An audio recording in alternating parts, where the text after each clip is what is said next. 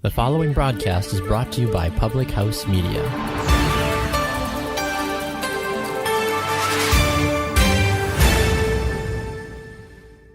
Hello! Welcome to Choose to Rise, housed here on Public House Media. I'm so glad that you're here to give a listen. My podcasts are audio pulled from my live Facebook posts every single morning, where I share other healthy living tips, motivational information, and connect with people from all over to live their life as a very best self. If you like these messages, I hope you tell a friend about Public House Media and my podcast so we can spread more positivity around the world. Thanks for listening. On with the show.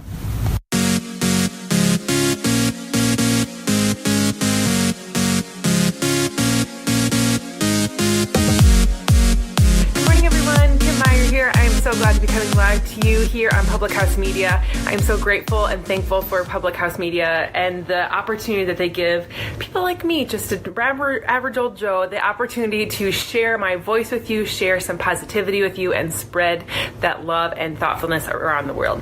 So if you have not yet liked and shared Public House Media with your friends, I hope that you go ahead and do so, as well as my page Choose to Rise, which is in the title today as well. So today I want to talk to you about reframing your negative thoughts.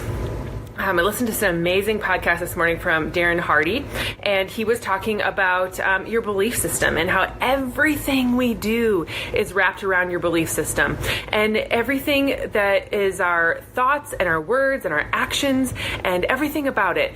Let me find the quote quick. Everything that we do is wrapped up into our belief system. Every thought, every word, every deed, every act, everything that we do is so embedded in us already.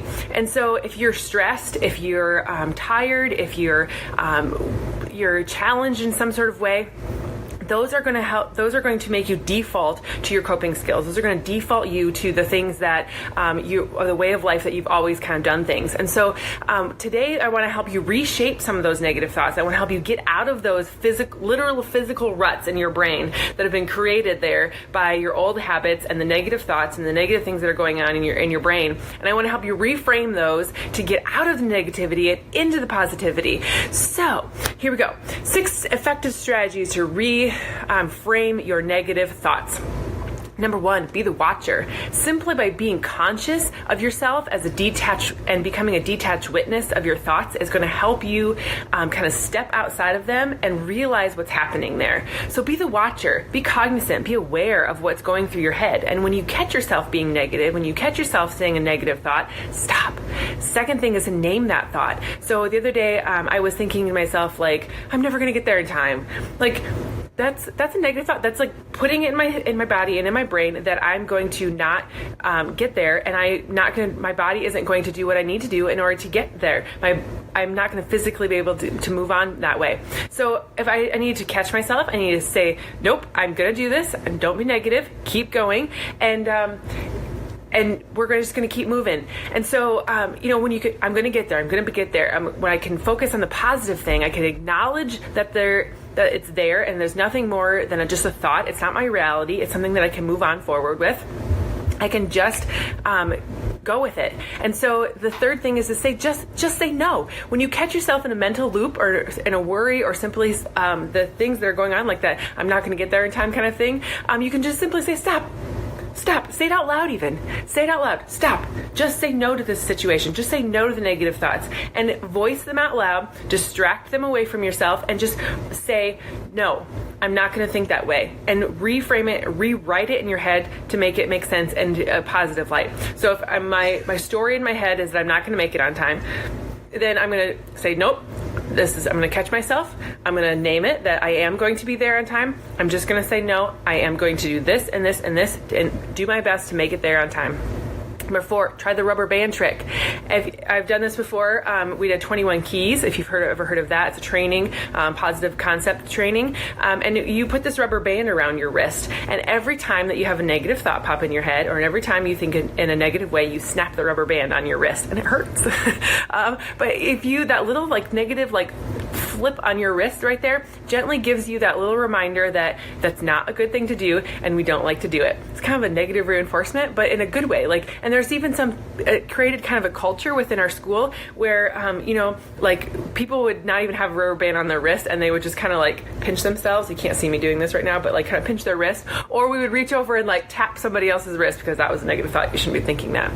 Number 5, know your triggers. Pay attention to the common worries and anxieties that brood about in yourself. Pay attention to the things that keep you from doing your very best. Keep an attention to the things that maybe cause you worry, that cause you stress, that cause you things, and then have a coping mechanism ready to go.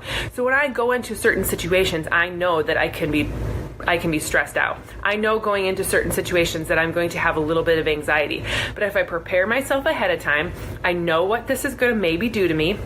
I have a coping skill that's ready to go, where I'm going to either breathe, I'm going to distance myself, I'm going to be aware of my thoughts, then I can be able to get where I need to go. I can get through the situation and I don't feel the stress that's there because I'm aware of what's going on and I have a coping skill ready to go.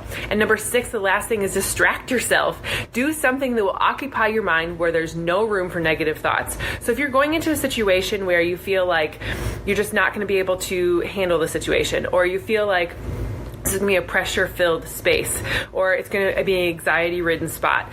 Maybe it's a family get-together. Maybe it's a meeting at work. Maybe it's just a social situation, or maybe it's whatever causes you anxiety. But if you can go into that situation knowing that you're going to have, that you're going to know your triggers, know yourself enough that you have something available to you that you can do with, and then distract yourself, doing something that will occupy your mind while you're there or thinking through it, being aware of your thoughts, that can be a distraction, right? Just thinking through things, thinking before you speak, and separating yourselves, if it's separating yourself from the negativity, if you can at all possibility, and just journaling, writing things down if you're in a meeting, those kinds of things. So if you're feeling overwhelmed or anxious or those kinds of things, just declutter your brain.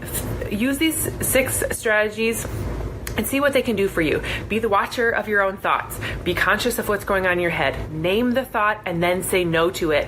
And then if you really want to, this is a really practical thing, just start wearing a rubber band around your wrist, or a hair tie if you're a lady. That would be really discreet. And just start, really noticing yourself, or tap yourself on the top of the wrist if you don't want to wear anything there. And then, number 5 and 6, know your triggers. Know what's going on in your life. Know what is going to cause you anxiety, stress, or challenge you. And then distract yourself with something positive.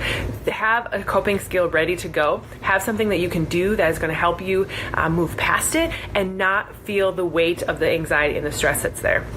So whatever, I hope you got those 6 things down. We were moving a little late in our house this morning, so I apologize for the tardiness to the podcast. I hope you have a fabulous, fabulous day. And whatever it is that you do today, I hope that you are able to rise up out of your current situation with one of the skills that you've learned today and be the very best version of you that you could possibly be.